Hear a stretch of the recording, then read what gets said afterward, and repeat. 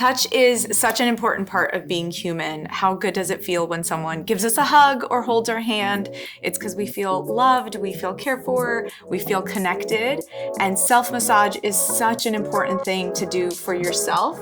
So you can give yourself all of those things. There are a couple of techniques that you can use with self-massage. So first is like a rubbing. So you can just rub. And what that is that's actually a little bit more soothing. So if you're doing it at night to kind of relax your muscles before you go to bed.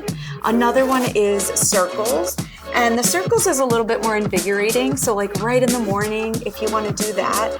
The key is to go from the outside in. So it allows all of the fluid to go back into the heart where it can recirculate through the bodies. And then the third technique is actually cupping. So if you take your hands into cups and really just kind of do this, what this does is it allows the body to really invigorate and gives you that jolt of energy.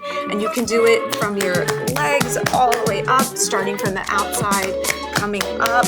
And then don't forget about your feet. These babies carry us all day. So make sure you get the toes and the feet and the thighs, because these inner thighs and the hamstring right here, they are on all day from sitting, standing, moving. And I think people forget that they can massage their own back. So make sure you give your back some self-love and compassion. Thank you for joining me here with Slynd.